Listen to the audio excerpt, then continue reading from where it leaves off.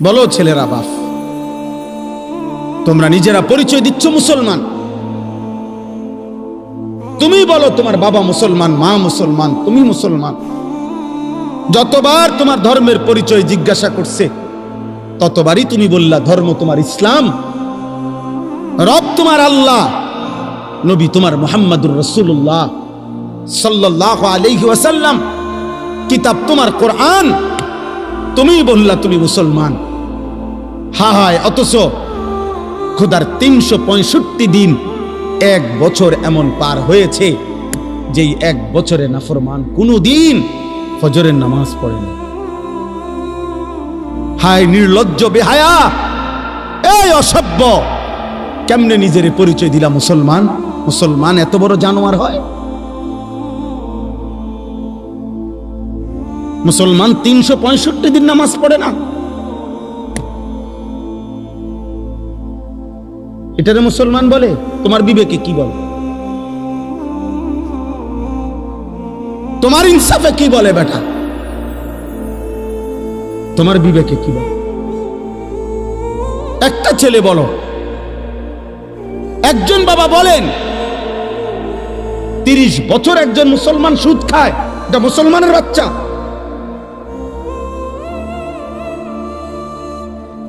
একটা মুসলমান 30 বছর ওজনে কম দেয় প্রত্যেক দিন, এটা মুসলমান? একটা মুসলমান বুঝি প্রত্যেক দিন নর্তকীর ছবি, নাটক, সিনেমা, নাচ, গান, টেলিভিশন দেখবে, এটা মুসলমান?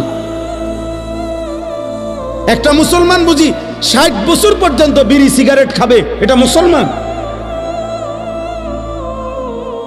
একটা মুসলমান বুঝি 60 বছর বয়সও কথায় কথায় গালিগালাজ করবে, এটা মুসলমান? ইনসাফ বলো ভাইয়া।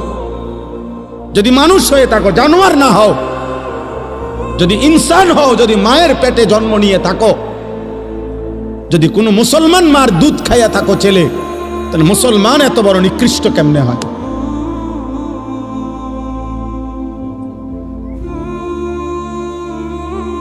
বলো ভাই। রাসূলুল্লাহ সাল্লাল্লাহু আলাইহি ওয়াসাল্লামের সাহাবী হযরতে আনাস ইবনে মালিক, বিখ্যাত সাহাবী আনাস রাদিয়াল্লাহু তাআলা আনহু, নবীজির খাদেম ছিলেন। এই সাহাবী আনাস রাদিয়াল্লাহু তাআলা আনহু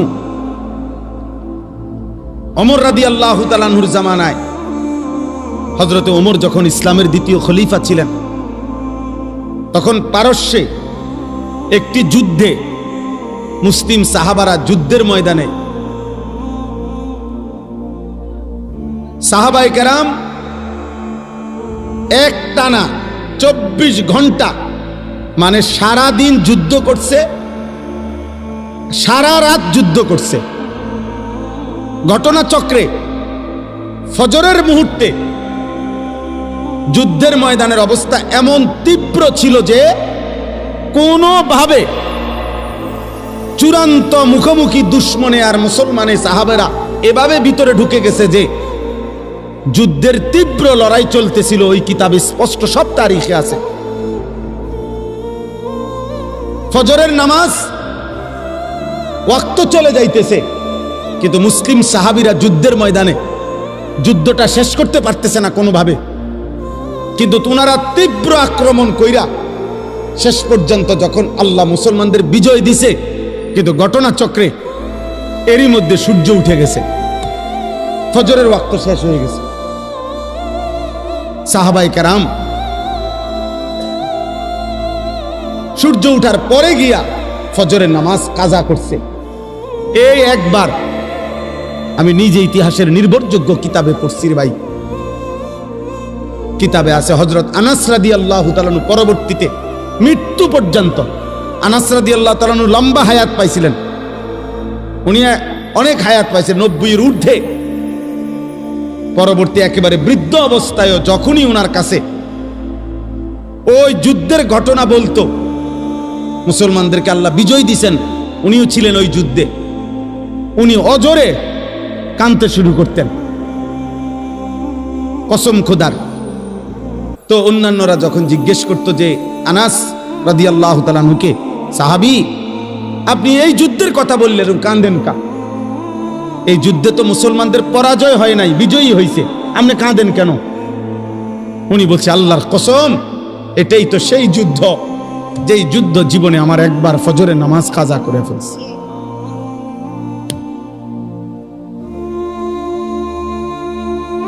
যেই যুদ্ধ আমার জীবনে একবার ফজরের নামাজ কাজা, ওটা মনে হইলেই উনি চিৎকার দিয়া কাঁদতেন যে হায় আমার জীবনে একবার তো, একদিন আমার জীবনে ফজরের নামাজ তো কাজা হয়েছে। এটা তো সেই যুদ্ধ, আমি বিজয় দিয়ে করব কি? আমার তো ফজর ছুটে গেছে।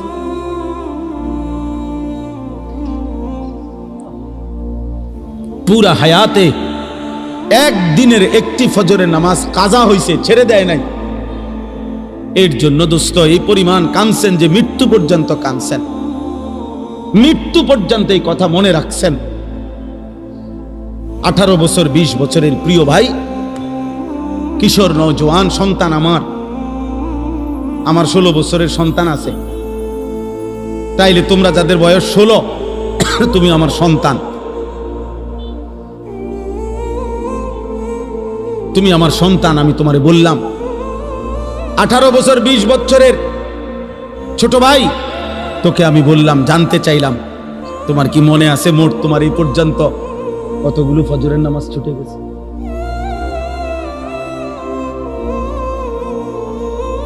বলো ভাই।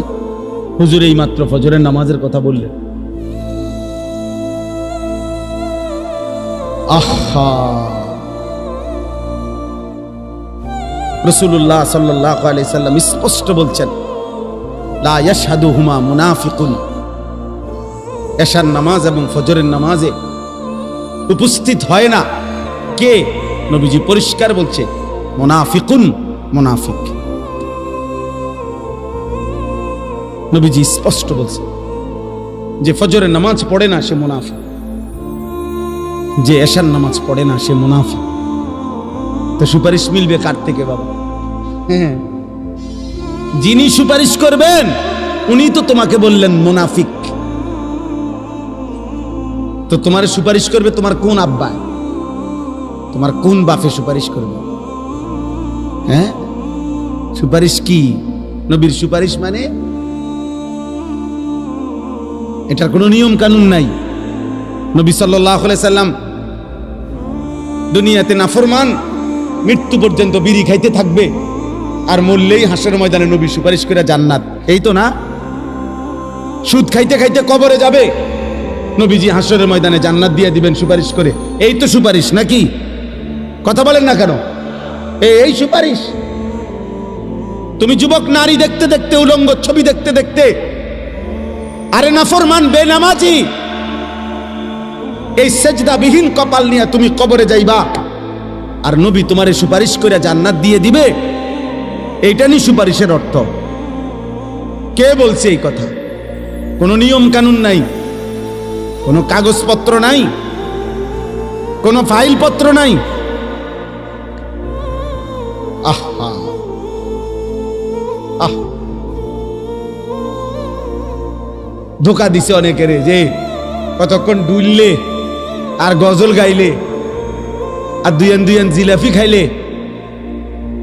আর মুখে শুধু কইবা বিড়ি খাও আর সিগারেট খাও, সুদ খাও আর ঘুষ খাও, বেড়ি তোমার পর্দা করুক বা না করুক, হালাল হারাম মানো আর না মানো, শুধু কইবা নবীরে ভালোবাসি। এটা মুখে কইলে সারব, এটা মুখে কইবা, শুধু এটা মুখে শুধু বলবা, গুনাহ ছাড়তে হবে না, বন্দেগী করতে হবে না, এমনি এমনি সুপারিশ হয়ে যাবে। সুপারিশের মানে এই হাউজে কাউসারের পানি আমনে সাপকলের পানি আপনি সিপ দিবেন আর পানি পড়ে যাব? এটার জন্য কোনো কাগজপত্র দেখাইতে হবে না, এটার জন্য কোনো আমলনামা দেখাইতে হবে না। তাহলে এই জন্য একটা ছেলেকে বললাম, একজন বাবাকে বললাম, যারা ফজরের নামাজ, আমার শায়েখ, আমার হুজুর, আমার উস্তাদ, আমার মুরব্বী বলছেন, আমি এই জন্য ওই কথার তাকিদ করলাম। ফজরের নামাজ মুমিনের নামাজ, ফজরের নামাজ দ্বারা, প্রিয় ভাই ছেলেরা, বাবা শোনো বাপ, এটা কঠিন কিছু না, মোটেই কঠিন কিছু না। 4 রাকাত নামাজ কঠিন না, একটা মোবাইলে অ্যালার্ম দিয়ে রাখলেও উঠা যায়। আবার ঘুমাও ফজরের পরে লাগলে, তোমার ঘুম বাকি থাকলে তুমি আবার ঘুমাইও। ফজরের নামাজ পড়ার চেষ্টা না করলে, বিশ্বাস করেন এটা জরুরি বিষয়, এটা জরুরি বিষয়। ফজরের নামাজ অভ্যস্ত হইতেই হবে। রাসূলুল্লাহ সাল্লাল্লাহু আলাইহি ওয়াসাল্লাম বলছেন এটা, যে ফজর পড়ে না সে মুনাফিক। হযরত আব্দুল্লাহ ইবনে ওমর রাদিয়াল্লাহু তাআলা আনহুমা বলছেন, নবীজির জামানায় ফজরের নামাজের অনুপস্থিতি দেখে আমরা মুনাফিক চিনতাম। হযরত আব্দুল্লাহ ইবনে মাসউদ বলছে, নবীজি সাল্লাল্লাহু আলাইহি সাল্লাম কারো ঈমানের ব্যাপারে সন্দেহ করলে তাকে ফজরের নামাজে তালাশ করতেন। যদি ভাবতেন সে মুনাফিক কিনা, তাহলে তাকে ফজরের নামাজে তালাশ করতেন। 2 দিন 3 দিন ফজরে অনুপস্থিত দেখলে নবী বলতেন, হ্যাঁ আমি এমনটাই ভাবছিলাম যে আসলে সে মুমিন না মুনাফিক। এজন্য দোস্ত, সব ছেলেরে বলি, প্রিয় ভাই আমার এই কথা মনে রাখো, জুমার নামাজ দিয়া, জুমার নামাজের অনেক ফজিলত, কিন্তু জুমার নামাজের মাধ্যমে মুমিন এবং মুনাফিক চিহ্নিত হয় না ফজরের নামাজ দিয়া। ফজরের নামাজ, ফজরের নামাজ তুমি তো মনে করছো জুমার নামাজ, না না, জুমার নামাজের নেকি আছে অনেক, কিন্তু তুমি মুমিন নাকি মুনাফিক এটা পার্থক্য করার প্রমাণ, মাপকাঠি হলো ফজরের নামাজ। ফজরের নামাজ। এজন্য হযরত আব্দুল্লাহ ইবনে মাসউদ বলছেন, রাসূলুল্লাহ সাল্লাল্লাহু আলাইহি সাল্লামের জামানায় চিহ্নিত মুনাফিক যারা, মানে বাস্তবিকে যারা সবাই জানতো মুনাফিক, মানুষের মধ্যে অনেক মানুষ আছে গ্রামে এলাকায় সিল মারা, এটা যে চিহ্নিত সুদখোর, এটা মানুষে চিনে, এমন আছে না? হ্যাঁ, চিহ্নিত ডাকাত, চিহ্নিত হারামখোর, এটা মানুষ চিনি কিনা বলে? এরকম 2-4 জনের নামে সিল লেগে যায় মানুষের, মানুষ চিনে যে এতে একবার চিহ্নিত জুয়ারি, নেশাখোর, এতে গাঁজাখোর, সবাই জানে। সকল থানার মধ্যে, প্রত্যেক থানায় আপনার ওই এলাকার চিহ্নিত সন্ত্রাসী, চাঁদাবাজ, চোর, ডাকাত, ছিনতাইকারী, নেশাখোর, গাঁজাখোর, ফুট্টাখোর, বাবাখোর, ডাইলখোর, হারামখোর, এগুলোর তালিকা আছে, সম্ভাব্য তালিকা এগুলো আছে, এগুলোর ফাইল থাকে, তুমি জিগাও গিয়া। তো হযরত আব্দুল্লাহ ইবনে মাসউদ বলেন, নবীজির জামানায় এরকম যারা চিহ্নিত মুনাফিক, মানুষে জানতো ভিতরে ভিতরে যে সে মুনাফিক, কিন্তু সে তার মুনাফিকি ঢাকবার জন্য তিনি বলেন যে ওই চিহ্নিত মুনাফিকরাও ফজরের নামাজের জামাতে আসে, যাতে মানুষ স্পষ্ট মুখের উপরে মুনাফিক না বলে, পিছে পিছে কয় কিন্তু সামনাসামনি যেন না বলে, এজন্য ফজরের নামাজে আসত। আব্দুল্লাহ ইবনে উবাই মদিনার মুনাফিকদের সর্দার ছিল, সে প্রথম কাতারে নামাজ পড়ত, যাতে মানুষে মুনাফিক না ডাকে। এজন্য দোস্ত অনুরোধ করলাম, ফজরের নামাজ বিজয়ের নামাজ, ফজরের নামাজ ইনকিলাব, পরিবর্তনের নামাজ। আজকে জন্য আমার হুজুরের ওই কথার থেকে আমিও গুরুত্ব দিলাম। তোমরা একটা একটা ছেলে, মনের আমার কাছে কিতাব আছে গাড়িতে, আরবি মোটা কিতাব, ওই কিতাবের মধ্যে লিখছে, ইহুদিদের ধর্মগ্রন্থ তাওরাতের মধ্যে আছে, এই কথাটা মনোযোগ দিয়ে শোনো, ইহুদিদের তাওরাত কিতাবের মধ্যে আছে, মুসলমানদের ওই জামাত, মুসলমানদের ওই দলের দ্বারা ইহুদিদের চূড়ান্ত পতন হবে, ইহুদিরা চূড়ান্ত ভাবে ধ্বংস হবে।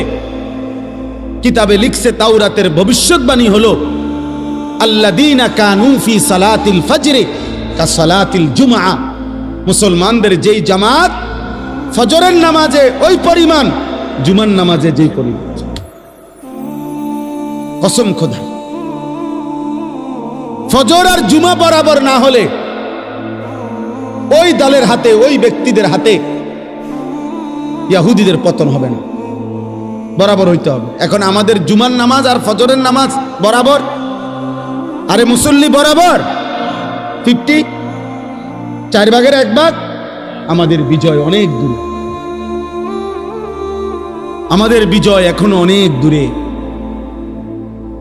আমাদের বিজয় এখনো অনেক দূরে। আমাদের বহু মেহনত, আরো রক্ত ঝরাইতে হবে, আমাদের আরো চোখের পানি পড়বে বাপ। আজ তো শুধু গাজাবাসী কাঁদতেছে, আজ তো শুধু ফিলিস্তিনের মজলুম কাঁদতেছে বাপ। গতকালকে রাত্রেরও খবর হলো প্রায় 4.5 লক্ষের চাইতে বেশি ফিলিস্তিনি ছোট ছোট মাসুম বাচ্চা নিয়া বাড়ি ঘর ছেড়ে দিয়ে অজানা উদ্দেশ্যে, আজকের খবর সব পত্রিকার খবরে আসছে, কারো কোনো গন্তব্য নাই, কোথায় যাবে জানে না, পথে পথে হাঁটতেছে খালি পায়ে, একজোড়া জুতাও নেই। আজকে রাতে মানে গতকাল রাতে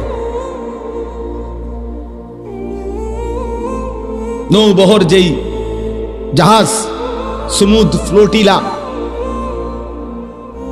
অর্থাৎ এক বিশাল নৌবহর, অনেক দেশের সম্মিলিত মানুষ, আমাদের বাংলাদেশেরও একজন আছে, যারা ফিলিস্তিনে সাহায্যের জন্য যাচ্ছিল, তাদেরকে আটকায় রাখছে, বাধাগ্রস্ত করছে। কোনোভাবেই এই সভ্য পৃথিবীতে, আধুনিক পৃথিবীতে ভাইয়া, কোনোভাবেই মুসলমানদের রক্ত থামছে না। এই বেঈমান অকাতরে ইসরায়েলের ওই বেঈমান ধ্বংস করে দিচ্ছে। এই পর্যন্ত 65, মাত্র 2 বছরে 65,000-এর চাইতে বেশি মুসলমান শুধু গাজার শাহাদাত বরণ করছে। প্রিয় নওজওয়ান, তোমরা মোবাইল দেখো, তোমাদের আর মোবাইলের নেশা শেষ হইল না।